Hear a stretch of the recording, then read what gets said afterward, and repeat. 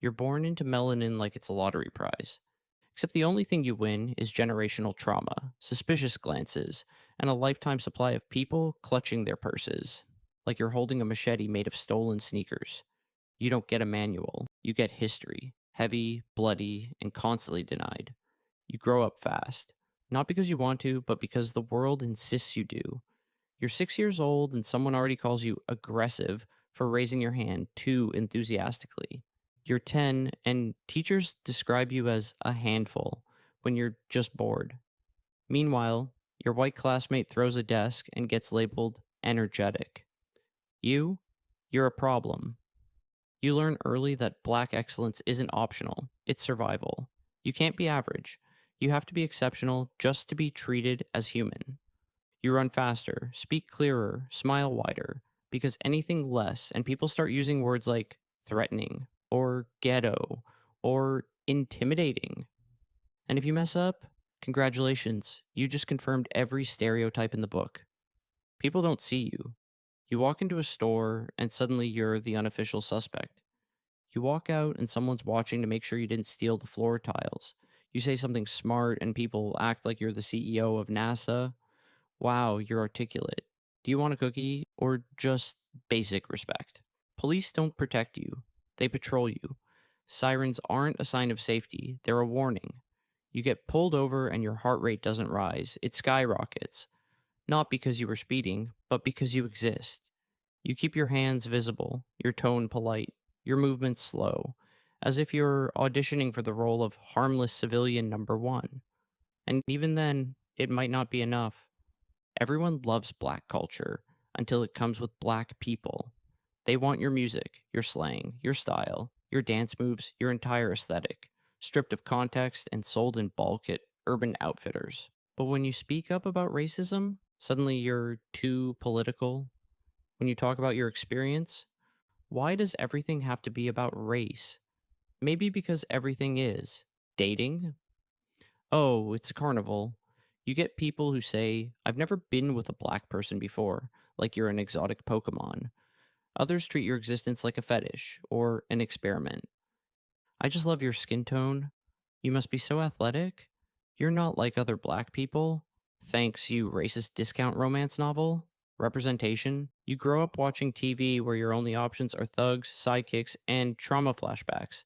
If a black character survives more than 15 minutes in a horror movie, it's considered a plot twist. When you finally get a show or movie that shows black people just existing, critics call it niche or too urban, because apparently white teenagers battling dragons is relatable, but your actual life is too specific. Work is a circus. You have to code switch like your paycheck depends on it, because it does. You monitor every syllable like it's being graded by HR. Speak too casually, and you're unprofessional. Speak too assertively, and you're hostile. Wear your natural hair, and suddenly it's distracting. You spend your life curating an acceptable version of yourself, like a museum exhibit with Wi Fi. You're either not black enough or too black, depending on the audience. Like there's a correct dosage of your identity. Too polished, you're accused of selling out. Too raw, you're angry. You can't just be black. You have to be the right kind of black, as determined by people who still confuse cornrows with a political statement. You mention racism, and people respond like you've accused them personally. I don't see color, they say. Congrats on your visual impairment, Karen, but I do. The world certainly does. Job applications see it, loan officers see it, judges and juries and real estate agents and dating apps all definitely see it. Saying I don't see color doesn't make you woke. It makes you useless in a system built on seeing it. The education system gives you slavery in February, MLK in bullet points, and Rosa Parks is the lady who just wanted to sit. No mention of resistance, rage, or radicalism. Just sanitized history served with a side of lies. They skip over redlining, COINTELPRO, the prison pipeline, and every government program designed to ruin your neighborhood while blaming you for the debris. You don't even get clean air without a fight. Your neighborhood ends up next to landfills, power plants, or highways because zoning boards treat black lives like they're disposable. You grow up breathing toxins, drinking questionable water, and wondering why asthma runs in the family like a curse. And when you speak up, they call it complaining. But if this happened in a suburb, it'd be a national emergency. You're expected to forgive instantly. A celebrity says the N word, and suddenly everyone's wondering if you can let it go. A cop kneels on a man's neck for 9 minutes, and you're told to stay calm and peaceful. Protest peacefully? You're not doing enough. Protest loudly? You're doing too much. Riot? See, this is why we can't take you seriously. You get labeled violent just for raising your voice. Meanwhile, white kids burn couches after football games, and it's called school spirit. Even joy gets policed. You laugh too loud, it's a problem. You dress too bright, it's hood. You celebrate your culture, and someone accuses you of reverse racism. You dance, and it's copied. You protest, and it's vilified. You win, and people ask if you had an unfair advantage. You lose, and they say, well, at least you tried. There's no version of you that gets to exist without critique. Therapy? If you can find a therapist who gets you, keep them like they're made of gold. Most don't understand the weight you carry. They say things like, just don't think about race so much. That's like telling a fish not to think about water. They don't see how every part of your identity is politicized. They think your exhaustion is paranoia. They don't get that your trauma isn't a single event, it's a lifetime of microcuts. Even in death, you're dehumanized. A black victim's criminal record gets aired like a movie trailer. The media digs up your mugshot while your killer gets a high school graduation photo and a quote about loving dogs. Justice becomes a lottery you rarely win. And when you don't get it, people shrug like equality is a suggestion, not a requirement. And still, people say, it's better now. Better than what? Slavery? Segregation? Being counted as 3/5 of a person? Better doesn't mean good.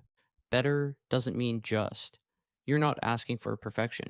You're asking for air, for safety, for the ability to exist without having to defend your humanity like it's on trial.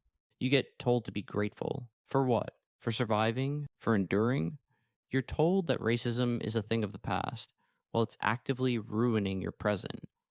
You're told that not all white people are racist, as if that erases the system that benefits them anyway. You carry joy like a rebellion. You laugh loudly because you've earned it. You build communities that thrive in spite of everything.